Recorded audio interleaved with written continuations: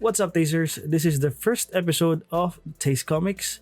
So I hope you like it, guys. And syempre gumawa na rin ako ng teaser nito dun sa aking Facebook page. And a lot of you guys must have seen it, especially dun sa mga subscribers ko, no? So before anything else, let's roll the intro.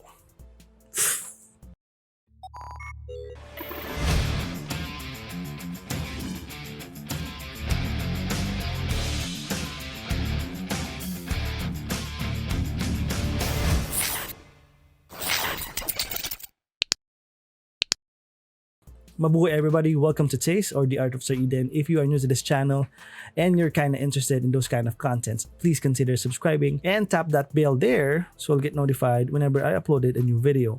And if you saw this video on Facebook, I humbly ask you guys to please like and follow my Facebook page, follow me on Instagram, and of course subscribe to this YouTube channel. So what are we waiting for? Let's get to the video. So yun nga guys, so papakita ko sa inyo dito sa video na to kung paano ko ginawang Avenger ang FILMOCO group. But before that, a little bit of a backstory muna guys, no? Kasi I've been thinking about doing this kind of video way back pa. And syempre, pinakauna-una ko talagang naisip gawin ay si Kuya Rai or si Direk Ryan Audencial.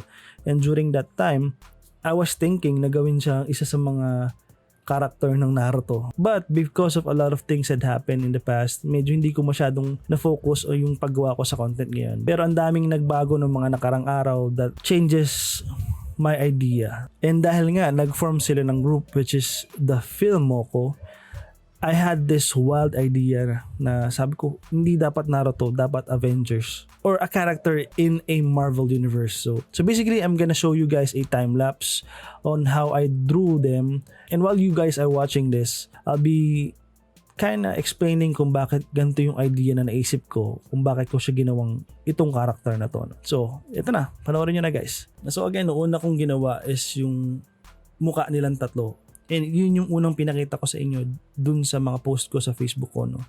And una-una kong ginawa is si Kuya Ryan. In all honesty, ako yung type of artist who loves to get a lot of references. And before I do certain portraits like this, gahanap talaga ako ng picture na tingin ko for me madaling i-drawing or for me mas komportable akong i-drawing.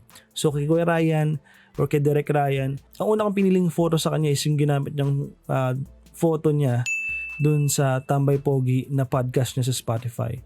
At first, I thought it was a good photo for me kasi sabi ko okay ito, medyo astig, mukhang magaganda yung kalalabasan. But somehow, I didn't felt good drawing it, so I had to find a new reference, no? And I think nung nakita ko tong photo niya na to, medyo nagbumagay dun sa naisip kong konsepto and napapanahon kasi nakangiti siya and he's parang alam mo yun, ngiting tagumpay ba because of his victory against COVID. And yes, so yun nga, ito yung napili ko. I believe kasama niya dito si Mami Joanne, but sorry Mami Joanne, kinrap kita. So yun yung mukha ni Audencial, no? Ang susunod kong gagawin ay si MayorTV. And just a little bit of a background, no guys, nung ginagawa ko tong photo ni MayorTV, hindi ako masyadong nahirapan. No pun intended. The reason why hindi ako masyadong nahirapan is that meron na kasi siyang iconic na photo or meron na siyang iconic look si MayorTV, no? And another thing is that meron nang ginawang illustration yung ating kapatid na si Saru TV. Shoutout sa iyo, Saru TV. And thank you for this reference na hindi ako masyadong nahirapang gawin yung facial feature ni MayorTV. And I also saw one of MayorTV's photo kasi nagbabrowse talaga ako. Tinecheck ko talaga yung mga profile nila sa Facebook. And I saw his photo na he's wearing this red shades. And that red shade is very iconic look for MayorTV, no? So, sobrang easy na ma-recognize him with this shades. And plus, yung long hair niya na kulot. Unang tingin mo pa lang talaga, si MayorTV na. And that is the reason why nung dinrawing ko yung mukha niya, mas mabilis for me kumpara dun sa other two. So sumunod naman ang dinrawing ko ay si Kase, which is si BryanDime. And to be honest, medyo nahirapan akong gawin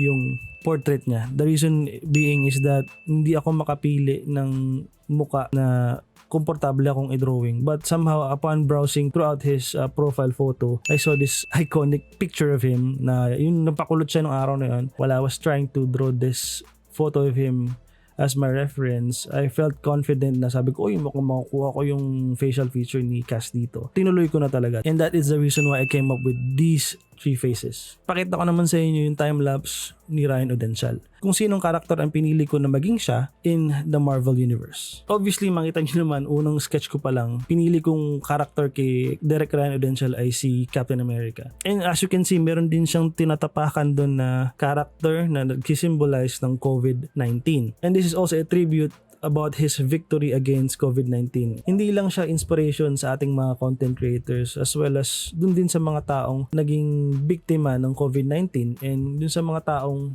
may dinadanas na sakit. Ipinakita niya sa atin na kailangan niya maging malakas para sa kanyang pamilya at para sa atin din at the same time kasi alam niya sa sarili niya na meron pa siyang maitutulong at maibibigay na knowledge na maishare sa atin para matuto tayo at matulungan tayo sa ating journey as a filmmaker. Another thing is pinalitan ko din yung star na nasa shield na ginawa kong A instead of star. And I named this character Captain Audencial. That's why there's an A on his chest and on his shield. Move on na tayo sa next, which is si MayorTV. Obviously, kapag nandiyan si Captain America, dapat nandiyan din si Bucky. So I decided to make MayorTV the Winter Soldier. And the reason being is that he has this long hair and is this iconic shades na tingin kong bagay yung look dun sa costume ni Winter Soldier, no? And of course, I also kind of make this Winter Soldier version a very light one with the famous approved ni MayorTV, and you see him flexing his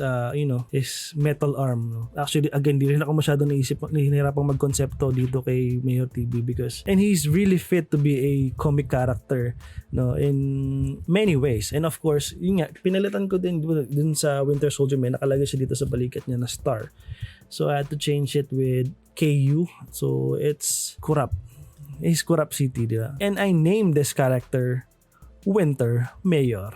Alam ko guys, medyo nagiging corny yung pangalan, pero this is just for fun and somehow I kind of enjoy doing this, and conceptualizing about this is very very relaxing for me. So pagpasensyaan nyo na ako, medyo para sa akin kasi astig yun, it's kind of a mix of both worlds, a mix of Marvel and FILMOCO. That's why I decided to name them these names. So, move on na tayo sa last character natin, which is si BryanDime or si Kase. So, ito na tayo. Nagsimula tayo kay Kase. I strongly believe na yung decision ko na gawin yung portrait niya na kulot ay nakatulong sa pagbagay dito sa character na to. And I chose the character na si The Falcon for him because of two reasons. Number one is, since dahil siya ay isang pastor sa kanilang sekta, sa church nila, I strongly believe na he's like an angel. So, and that's the reason why I kinda, post him like this.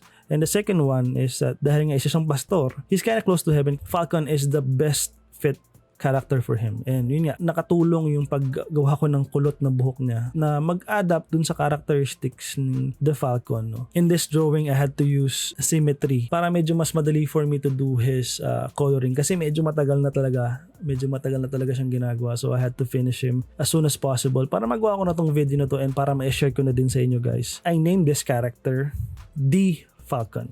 Yeah, I know. Because of the D.Vlogg, so D Falcon. So you get it guys. So yeah, I hope you like this illustration, and I apologize kasi hindi ko talaga na-record yung sarili ko while drawing these illustrations because I'm only doing these illustrations on my free time. Mostly pag natutulog yung anak ko, katabi ko siya, I'm doing it. Or if hindi ako nakaharap sa aking computer, dun ko talaga siya ginagawa. And I'm using my iPad Pro and Procreate app while doing this application. And thankfully, yung Procreate app, meron siyang auto-recording ng time-lapse, and that is what you are watching right now. Kaya hindi ako masyadong nahihirapan ipakita sa inyo yung process ko. Although hindi nyo talaga nakita na ako yung nag-drawing. But I promise you, ako yung nag-drawing yan. And then again, nakita nyo yung tatlong character, no? So, ba't ko tinawag na TASE Komiks to? Hindi naman mukhang comics yung ginawa ko. Just a bit of a background guys, no?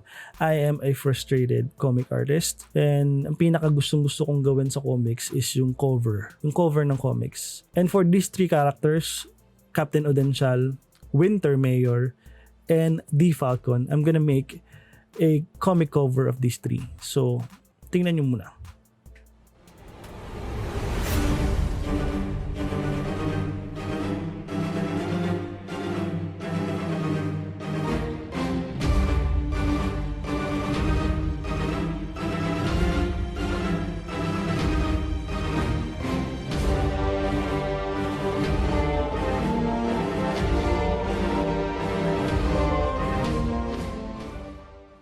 And that's it guys. I hope you find this video helpful or fun. And actually, yun naman talaga yung goal ko on doing this video. At the same time, para na rin ma-practice yung pagdodrawing ko kasi I've been focused more on editing videos recently. And hopefully, yung mga aspiring artists dyan. And for those artists na gustong mag-venture from traditional to digital art, sana maka-inspire to sa inyo. And if you guys are really interested in drawing or you really are interested in art, never stop drawing guys. Kahit a few minutes lang a day, i-practice nyo lagi. Kasi hindi ko talaga ginagawa yan and that's the reason why probably I did not improve dun sa level na gusto kong marating. No? And then again, thank you guys for watching this video and thank you Sir Ryan Audencial, MayorTV, and Kase BryanDime sa pag-appreciate nyo dun sa art na ginawa ko.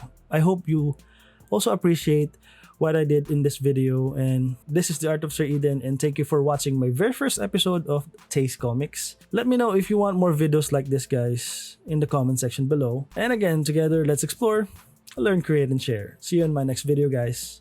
Quizzer.